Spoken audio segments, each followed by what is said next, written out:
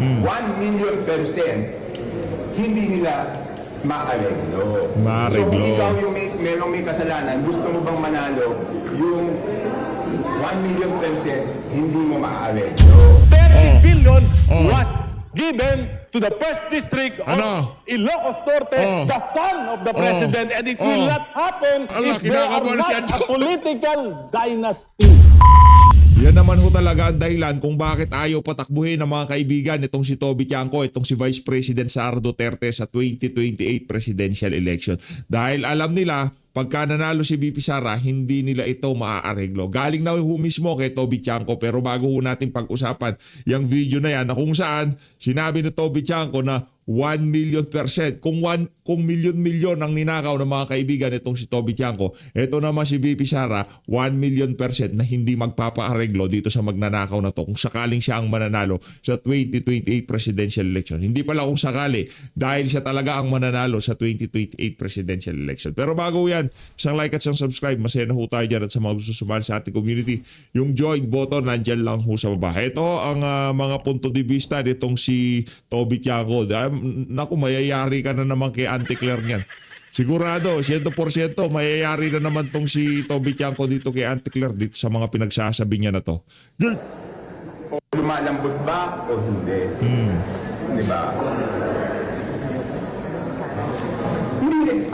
Ang sinasabi ko lang, si Sara, 1,000,000% hindi nila maareglo.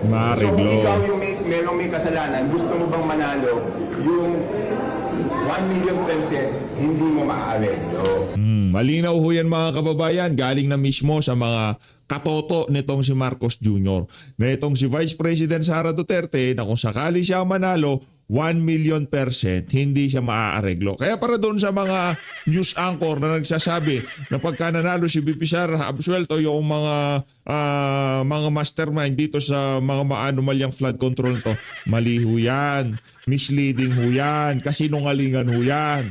Pag nanalo si VP Sara, makukulong ang mga mastermind at yung mga dilis at sapsap, malalagay sila sa tama nilang kalagyan. Hindi binubunton dito sa mga dilis at sapsap yung buong sisi sa lahat ng nangyari na to. 'Di ba?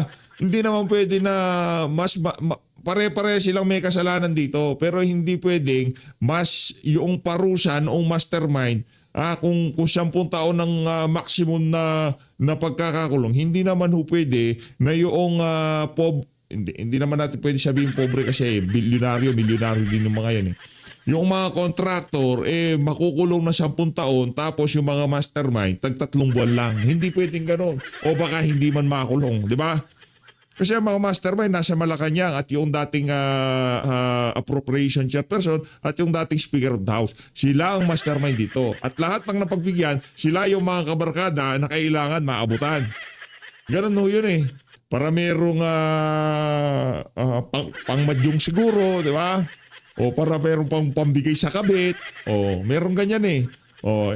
Binigyan ho nila, diniliberan ni Saldico diyan sa Forest Park, diniliberan sa House of Representatives, sa Ilocos Norte. Yan ho ang nangyari diyan. Kaya kung gusto nyo ho talaga, para sa mga kababayan nating ninakawan, sa nakalipas na 3 taon, simple lang ho yan. Sa 2028, VP Sara ho tayo lahat. Doon sa mga undecided pero doon yung mga utak kanal at utak burak, mga dilawan at pinklawan, hindi namin kayo kailangan. Kung gusto nyo, kung sino man, kandidato nyo si Lenny at itong si Vince Dizon, magsama-sama kayo. Pero yung mga undecided, kasi yung mga yun, kumbaga, linamon na ng ego, pride. Pride ho yun eh. Alam mo nang mali, sinusuportahan mo pa dahil pinanganak ka ng dilaw ang ngipin mo. Ano yun? Hindi tama yun ha. Tayo dito, kung sakali, dumating ang panahon, merong sumibol na merong prinsipyo na kagaya nito si dating Pangulong Rodrigo Duterte. At talagang ang puso ay para sa paglilingkod sa sambayan ng Pilipino. Hindi ko tayo mag-aatubi ng suportahan niya mga yan. Diba? Pero itong mga dilawan at pinklawan na to, mga talyanista at ensaymada, pare-pares yung mga magnanakaw yung mga yan. Kaya kung meron doon kayo susuportahan sa 2020, sa mga undecided lang ha, pero yung utak at mga utak kanal, hindi kasali dito. Mga utak burak, hindi kasali. Kung gusto nyo mag Vince Dizon, tawag dito, John Vic Remulla, doon kayo, walang problema. Ganun lang naman yan. Ang sinasabi natin dito, yung mga undecided. Dahil ika nga maraming naliligaw sa ating mga video. Si BP Sara lang ang hindi maaareglo dito sa issue na to ng mga maanumalyang flood control. Maliban sa kanya, lahat yan, areglado yan. Ha? Soto, Lacson, Marcos, Remulla, lahat yan, areglado yan. Diba? Hindi ko hinuhusgahan yung ibang kandidato. Ang sinasabi ko lang, ito, siguradong hindi nila maareglo. Alam ko yun at alam nila yun. Alam ko yun at alam nila yun. Di ba? Di ba, Congressman, itong si di ba, Congressman Egay? Dito naman ho tayo kay Congressman Egay Erice. Game! Thank you to our Chairman of the Committee on Suffrage and Electoral Reforms. May I ask some clarification? Dito. Mr. Speaker, always welcome po ang aking kinagalang Wala na po akong na tubig. 65 years old. Ginagalang, pagugulungin ka niyan. Anong ginagalang ka niyo? Huwag ka pag masyadong purihin, igigisa ka niyan, tutustahin ka niyan, ipuri ka ng puri. Congressman Erice. Nagdala na po akong tubig. Baka abutin tayo madaling araw eh. Yan. Loko-loko ka ha. Ay, unfair kasi. Diyan pa ako, ha? Iniingit lang kita. Iniingit lang kita. Salamat po. Ginoong sponsor. Malinaw na nakasaad sa Article 2, Section 26 ng 1987 Constitution ang mga sumusunod. The state shall guarantee equal access to opportunities for public service and prohibit political dynasties as may be defined by law. Ang tanong ko po ay napakasimple. Tama po ba na ang utos ng konstitusyon sa Kongreso ay magpasa ng batas na magbabawal sa political dynasties? Tama po yan, Mr. Speaker.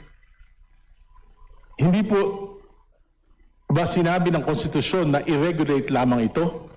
Hindi rin po sinasabi na bigyan ng limitadong pahintulot, kundi malinaw na sinasabi ipagbawal ang political dynasties. Tama po ba ito?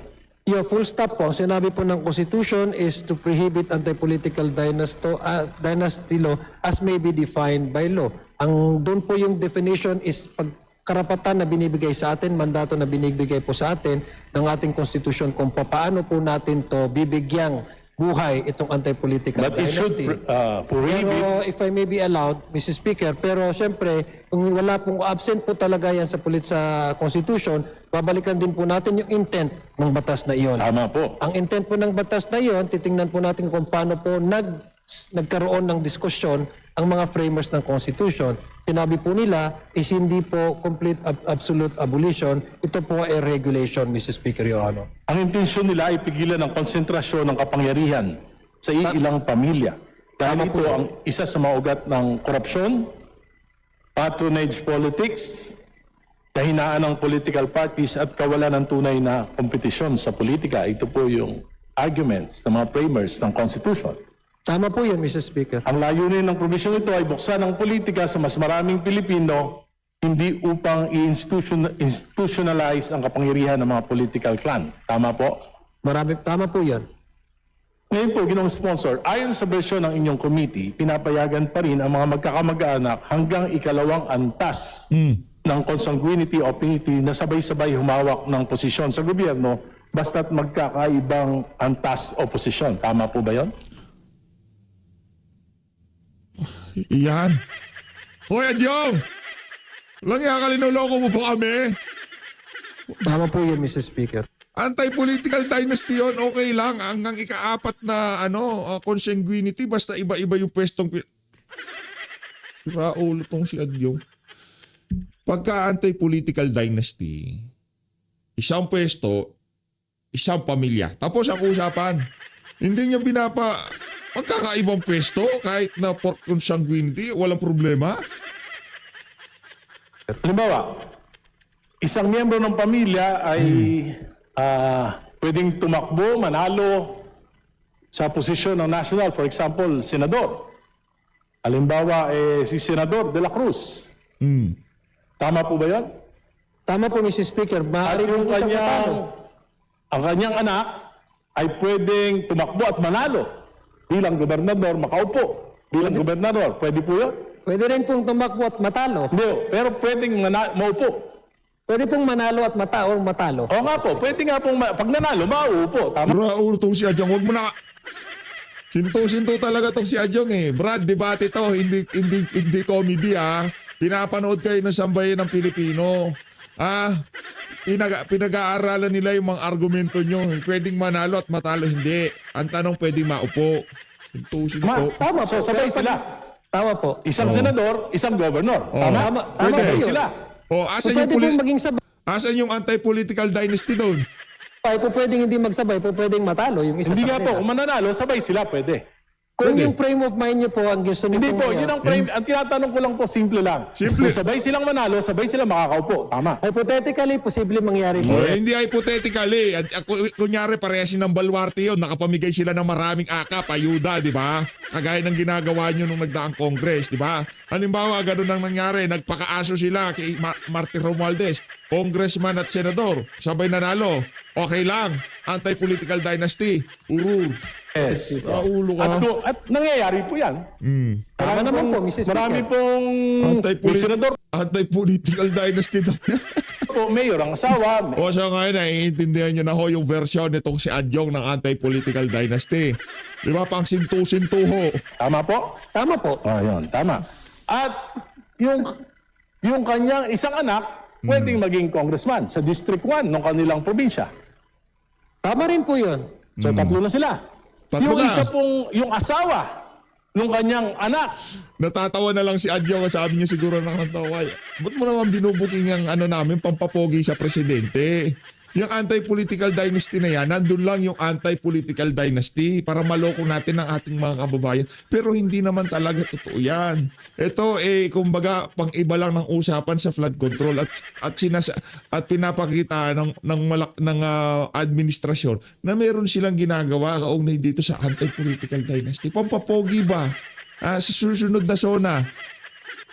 ay pwedeng tumakbo rin sa District 2 at manalo, makakaupo rin po. Posible rin po, Mr. Oh, Speaker. apat na. Pero kung marapatin Hindi po. Ang tinatanong ko po, hypothetical to. Pwedeng apat. Okay. Di ba? O, pwedeng apat. Ngayon po, yung kanyang apo, Yan. tumakbo rin at nanalo bilang mayor nung capital town. Pwede pa rin po ba yun? Makakaupo pa rin? Napaka-active naman po ata yung pamilya. Marami yan dito. Marami yan. dito sa Yung mga Adjong. Kongreso. Hindi po yan hypothetical. Nangyayari yan sa kasalukuyan. 5, pwede sila. Pwede. Pwede rin po matalo.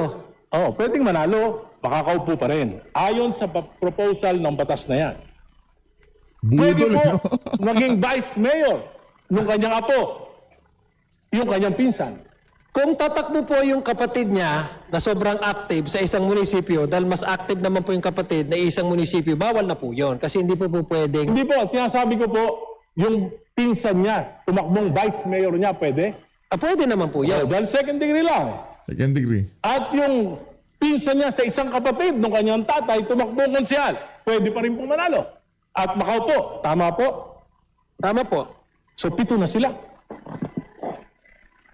At yung asawa ng kanyang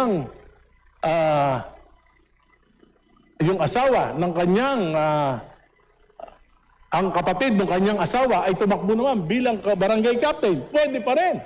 Tama po? Tama po. Pero pwede po ako mag-explain kasi puros lang kung tama o mali. Hindi na nga po. Kung mamarapatin. Explain. This is Let me just a allow- premise. This is just a premise at meron po tayong Okay, but let itatanong me pagkatapos. explain, Mr. Speaker. If my good... Wala. Nung explain. Lahat ng sinagot mo, puro tama. Ibig sabihin, hindi political dynasty yan. Pampapapogi sa susunod na zona ni Marcos Jr. yan. Loko-loko Mag-good ka. Isa sa pinaka-nirespeto ko. Just a short, Ramadan po namin, pagbigyan mo na po ako mag-explain. Kung mamarapatin po. All of these things are possible, Mr. Speaker. These are hypothetical. This can happen. This can be certain or it can be uncertain. But what is certain, Mr. Speaker, is we allow the people to vote. And that is the primordial consideration Kahit naman wala yung anti-political dynasty na yun, makakaboto naman yung ating mga kababayan. Anong primary? of this proposal. Eh Mr. bakit pa Speaker. po tayo nagpapasa ng batas kung Ba't tayo pabayaan nagpapasa? na lang natin yung mga tao? Oh. Bakit Ba't pa po kayo nagpanukala ng ganitong batas kung ang inyo palang prinsipyo ay pabayaan na lang kung sino yung iboto ng tao, siyang manalo, Correct. kahit Oh. magkakapatid, magkakamag-anak, magpipinsan, Oh. mag-asawa, mag-ama. Bakit pa kayo Magkakabit. Magkakabit. Di ba? Kung kunyari magkakabit, okay lang. Oh. Ba't pa kayo magpo-political dynasty? nag-sponsor ng Dahil ito? apat na pong taon. Kahit Tama di ba? ba kayo naniniwala?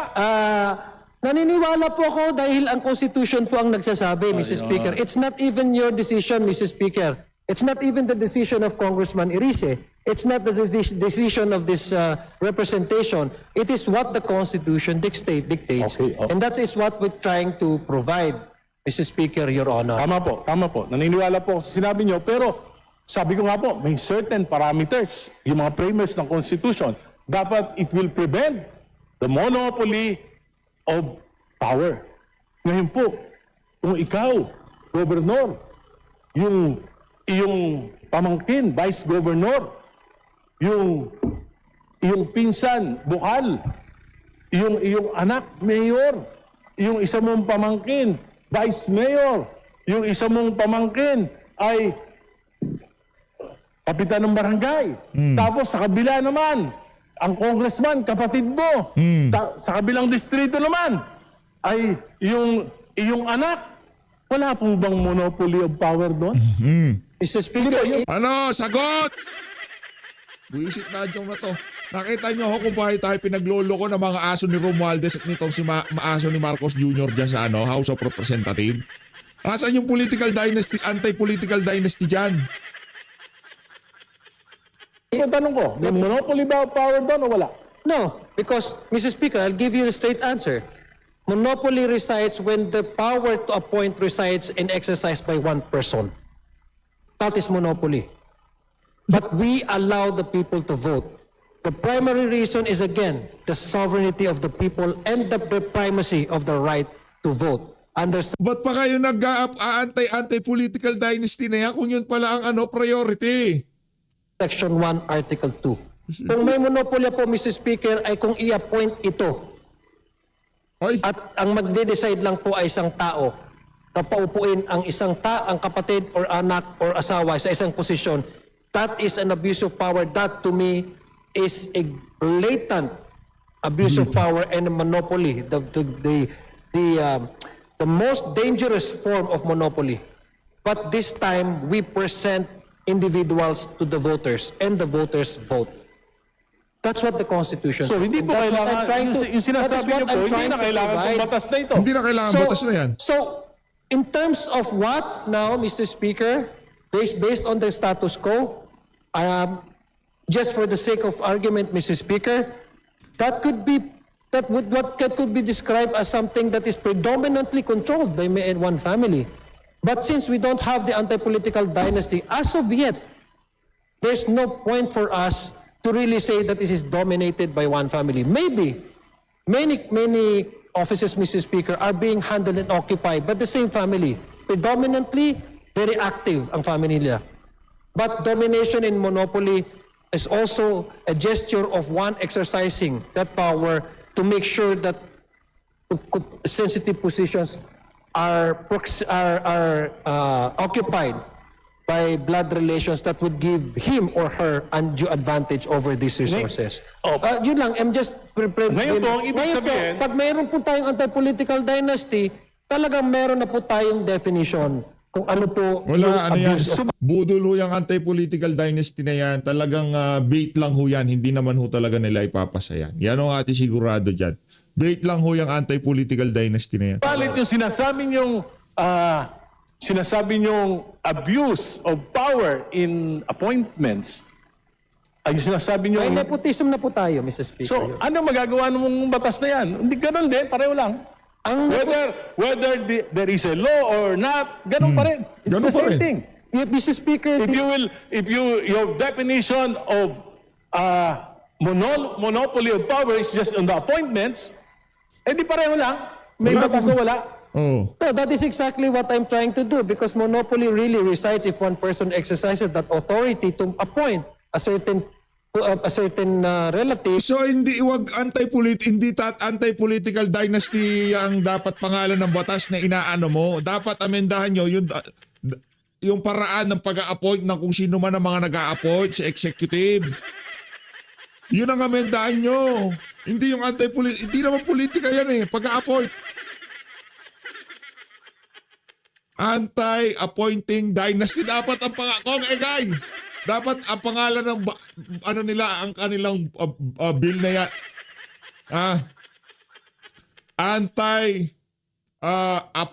Appointing dynasty. Diba? Hindi political. Appointing ang binibita mo, brad eh. Pag-appoint eh. Just so that they can have actual access to resources. That is monopoly, Mrs. Speaker. That is very much against the law of nepotism, di ba, Mrs. Speaker? But that is precisely one because that's precisely the issue. In-exercise undue advantage ng isang tao. Kaya walang nepotism eh. Ito kasi eleksyon. Hindi ito isang tao. And by the way, Mrs. Speaker, it's not the family that decides who run. It's the candidate actually that provides COMNA. Because remember, Mrs. Speaker, Your Honor, the COMELEC requires one candidate to provide the certificate of acceptance and nomination. If you don't have that, probably the tendency you will be described as a nuisance candidate. There are many No, Mr. Speaker, my point here, Mr. Speaker, is that the reason why we allow all of this because number one, the subdivision under our political system 7160 is the autonomy of each political unit. It has a separate constituency. It has to exercise its mandate. It has an internal mechanism and regulation to run their affairs, not necessarily connected with the one or neighboring LGU. That's how the structure of our political units under the 1971 60, Mr. Speaker, of the Local Government Code. We also attach that in order that we can balance it out with the right to vote and the right to be voted upon. And I've mentioned earlier, Mr. Speaker, there are several bases, not only in the Constitution, Section 5, on the suffrage, Section 1, Article 1, but there are other treatises internationally, which we are the party or signatory of this covenants, the civil and political rights, etc., stating, Mr. Speaker, that there shall be no law abridging the right to vote and to be voted upon, Mr. Speaker, Your Honors. The anti-political dynasty, as may be defined law, is a regulation and that's not an absolute prohibition. It is an exemption. So we are doing this, Mr. Speaker, in order to decongest the control of one family over one locality, Mr. Speaker, Your Honor, so that we can promote and uphold check and balances. Hindi nga yun ang ginagawa. Anak ng tokwa sa isang lugar yung anak, asawa, pwedeng humawak na magkakaibang pwesto. Paanong ano yun? Paanong anti-political dynasty yun? Pinagloloko mo kasi kami, Adyong. Iba yung pangalan hindi yun ang espiritu ng ginagawa nyo na yan. Iba yung pangalan doon sa gustong mangyari ng pinagdidibatihin nyo na yan. Yung ibinibidaw mo na yan, dinidepensya mo na yan. Which is the essential feature of a working Republican democratic country such as ours, Mr. Speaker, Your Honor. I don't think, it encourages the political families to engage more of their family members to run for public office. Anyway, Mr. Speaker, ang isa po sa mga pundasyon ng demokrasya ay check and balance. Naniniwala po ba kayo niya? Tama po yan, Mr. Speaker. Kung ang presidente po, ang kanyang pinsang buo ay speaker, at ang yung kanyang anak ay majority leader, Nako, nagkakaroon po ba ng check and balance? paray ko. Unang-una po, yes po, dahil unang-una, ang magkakaiba-iba naman po ng jurisdiction, itong ehikatura, legislatura at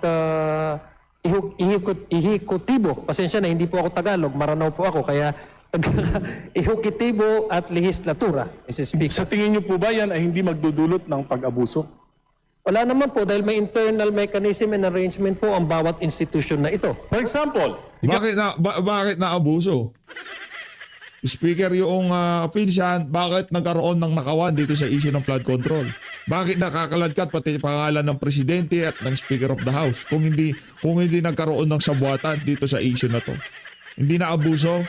Bakit lahat ng kalaban nila sa politika ay talagang tinutusta dyan sa House of Representatives dahil pinsan niya Speaker of the House? yan ko yung example. Halimbawa, 2023, Nako, yun na. 2024, Nako po. 2025. Ang total allocation po ng 1st District of Leyte kay Speaker Martin Romualdez, nung siya ay Speaker, ay 48,243,911,000. Yan po ang total allocation sa loob ng 3 taon. Yan po ang pinakamahirap na probinsya. Swerte na maka 3 bilyon, 4 na bilyon sa isang taon. Bakit nangyari ito? Bakit hindi equitable yung distribution pagdating kay Speaker Romualdez? Dahil siya ba ay pinsan ng presidente? Di po. Ako hindi ko nakikita ng ganyan dahil unang-una Ano po? po may proposal po ng National Expenditure Program. Ang National Expenditure Program ay naalat po nila ang kanilang budget sa bawat probinsya based on the recommendation ng Regional Development Corporation. Nandyan po yung wealth ng kanilang area. Nandyan po yung return taxes na kinakukuha. Nandyan po yung lahat po ng mga possible revenues na nakukuha. Yun nga ang problema natin, Congressman Adyong. 'Di ba? Dahil nga ang presidente siya ang gagawa ng National Expenditure Program. Ganyan ho tayo lokohin ng mga congressman na to. Buti na lang nandiyan si Erice para questionin yung kalokohan na anti-political dynasty. Kini-question ho nitong si Erice, bakit malaki budget nitong si Martin Romualdez? 'Di ba? Bakit? Dahil pinsan niya presidente. Ang sasagot niya yung hindi po. Dahil yan sa National Expenditure Program. Nagsusumiti yung ganito, ganyan. Ang gumagawa ng National Expenditure Program yung pinsan niya presidente. Ngayon, kung naglaan sila ng sandamukal na budget yan, dahil siya ang Speaker of the House, anak ng toka, ano yun? Anong klaseng kalokohan yun? Pero kung meron talaga tayong anti-political dynasty at isa sa buhay, isa sa puso natin yung mga katagang anti-political dynasty, wala hong congressman, wala hong presidente tapos yung pinsang buo niya, Speaker of the House. Yung anak niya, yung anak ng presidente, majority speaker. Majority leader. Nabubuo para ibigay po sa share ng isang area na yan.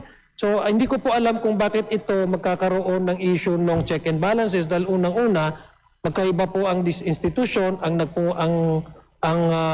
nag-approve naman po ang Kongreso at wala naman pong kinalaman dito ang ating Pangulo pagdating po sa pag-appreciate ng bawat distrito kung kailan o ano ang kanilang magiging proyekto. Sa palagay ko po, that is far-fetched conclusion, Mr. Speaker. I understand that there are, Mr. Speaker, allow me first to address this question. I understand that there are members here who are more biased about this and they want to make this as something political.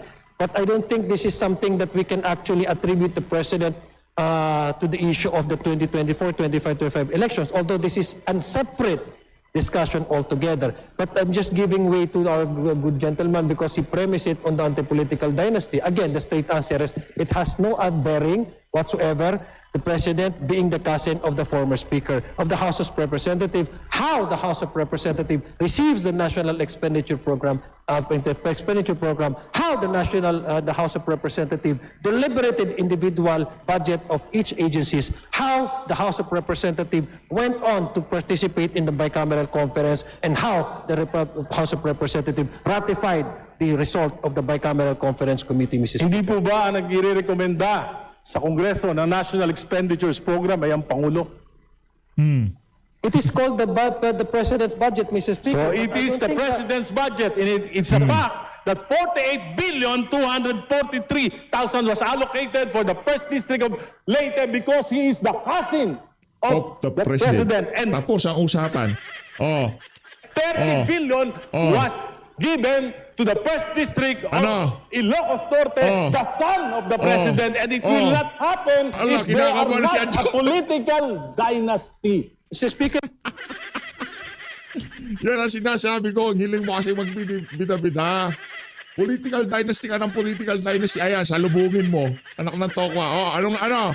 Halimbawa, ginawa pang halimbawa yung amo mong sinto-sinto.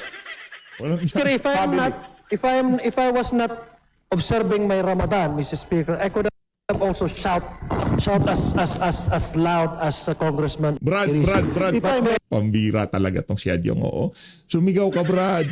Naiintindihan siguro yan ng mga kababayan natin. Dahil kung talagang pinaglalaban mo, para sa sambayan ng Pilipino, sabihin mo ang dapat mo sabihin. Ano sumigaw? Sumigaw itong si Congressman Egay Resi kasi pinagluloko nyo kami.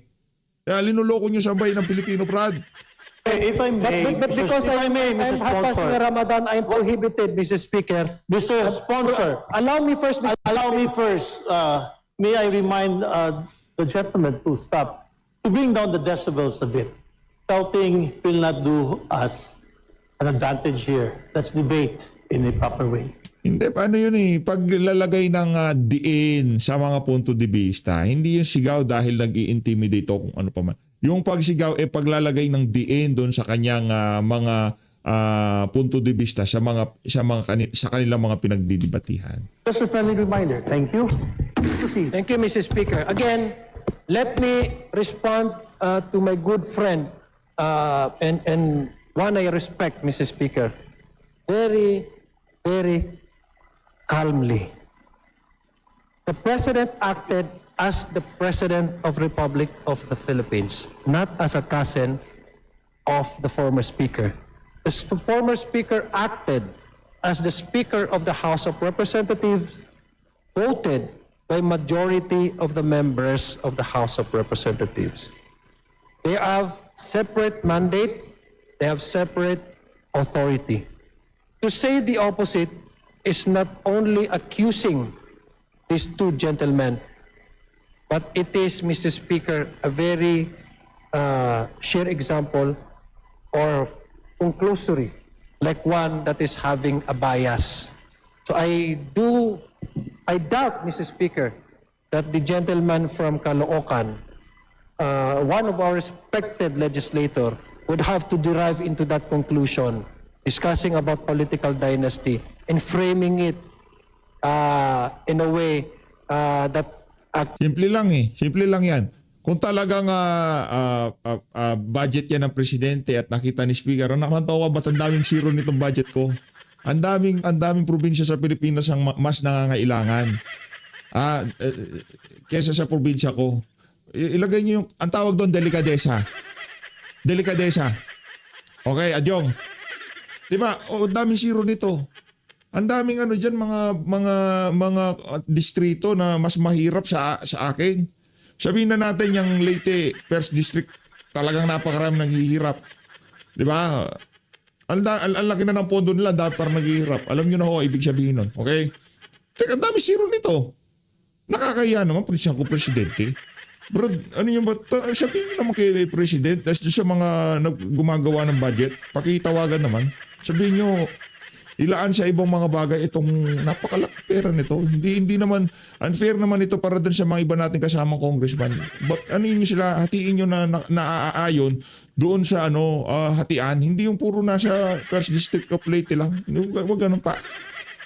Speaker ako tapos ganito budget. Tawag doon delikadesa. Alam mo, baka hindi kasi alam ng amo mo yun. Hindi niya alam yun kaya ngayon nagiging issue. Kasi mga mukhang pera kayo dyan. Hindi, karamihan naman kasama nyo dyan. Ikaw, Adyo, kung di ka mukhang pera, edi good for you.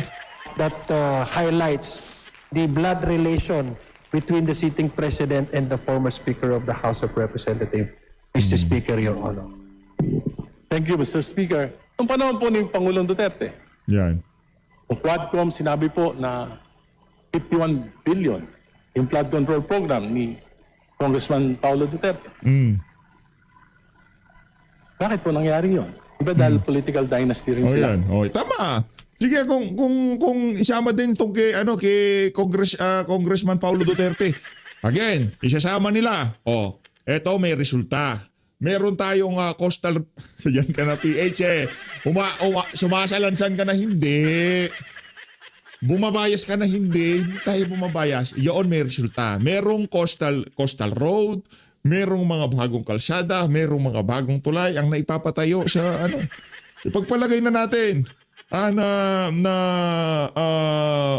tawag dito na nagkaroon ng pondong ganon. Meron naman tayong nakitang resulta at hindi siya speaker noong mga panahon na yon. 'Di ba? Yun ho yun. At saka, ito pa ho ang pagkatandaan natin. Ang Visayas, maraming bahagi ng Visayas at Mindanao, napaka-ano ho yan, kumbaga underdeveloped. Kailangan talaga, kung sakaling umupo si VP Sara, dyan nag-uumpisa ang insurgency sa lugar na yan eh. Yung mga tao, yung naluloko nila, bakit yung development nasa Manila lang, nasa Luzon lang. Kaya ang ginawa ni dating Pangulong Rodrigo Duterte, para talagang ika nga mabawasan ang insurgency dyan sa mga lugar na yan, ilinagay niya, hanggat maaari, mayroong progression na nangyayari sa mga lugar na yan. Ito talaga, gay naman. At ang Pangulo rin ay ang kanyang ama. Yan po, sinabi ng Quadcom. Mr. Speaker, Tama po ba? Mr. Speaker, What is Na-corner ka, Brad. Na-corner ka na. what is true to Duterte is not true to the Marcoses. They are both political dynasties. Aray ko. Mr. Speaker, there are issues, Mr. Speaker, that do not necessarily share by one family, especially if this is about political issues, etc. That's why you have many families running against each other. Because it does not necessarily mean that one family share the same political ideology or advocacy or opinion. But let me frame it to more actual occurrences in the past, Mr. Speaker. And what the good gentleman is referring to, the 2025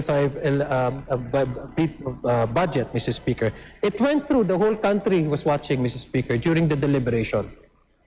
It went through the committee hearings.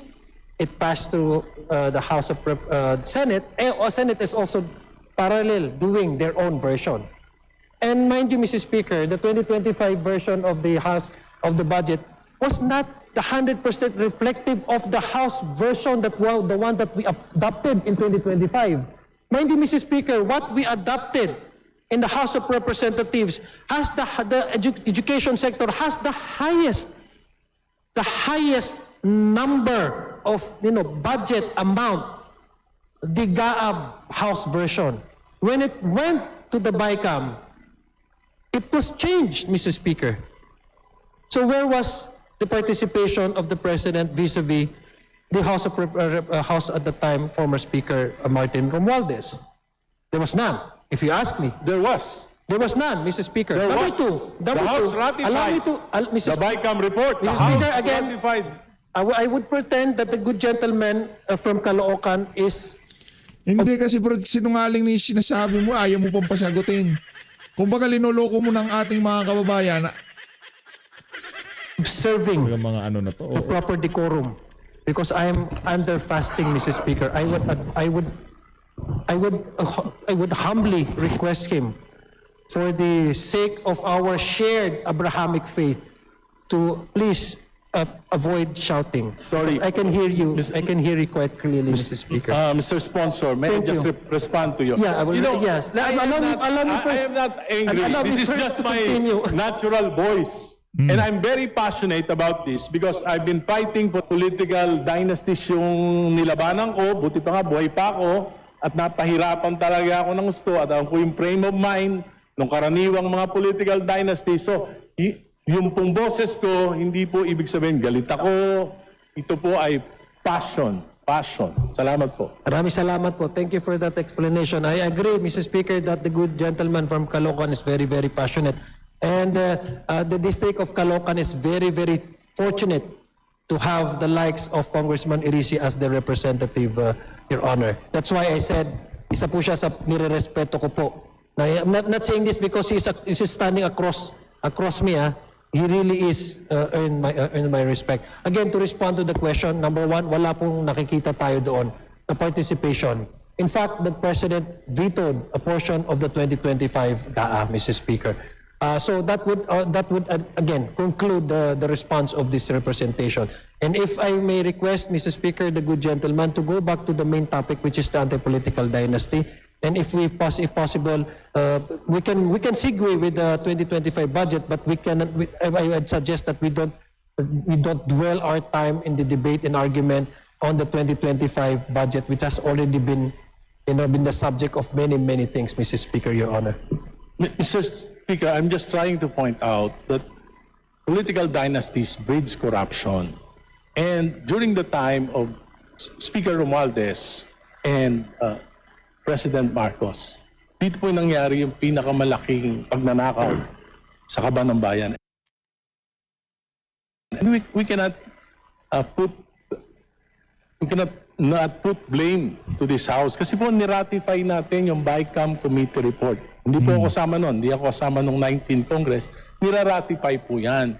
At yan po nangyari, 800 billion diversions and amendments noong 2023, 2024 po 700 billion at 2025 300 billion plus. Hindi po yan nangyari kung wala pong naniniwala ako kung wala pong monopoly of power. Kasi po dito lang sa bansa natin nangyari na wala po akong alam na bansa na ang presidente, yung kanyang pinsang buo ay speaker at yung kanyang anak ay majority leader. Kaya po, sa tingin ko, isa ito sa dahilan kung bakit nagkakaroon po ng problema sa check and balance. Anyway, Mr. Speaker, may I respond? May I respond? Okay. Thank you, Mr. Speaker. Again, that is the opinion, Mr. Speaker, of the gentleman from Caloocan. And it does not make it as a fact. All of us are entitled to have our own opinions, and that is his opinion. My opinions differ from that of the gentleman from Caloocan. And let me just quote, Mr. Speaker, because I was reminded by one of the participants in Carmona, Mr. Speaker. The one that is actually against anti-political dynasty. According to him, Mr. Speaker, and I quote, "Those who wish to steal will steal. It does not follow that people are related. If they want to steal, they will steal." It's a very logical and practical and pragmatic way of understanding, things. Hindi naman nangungulugan na magkakamag-anak ay lahat niyan sila, magnanakaw.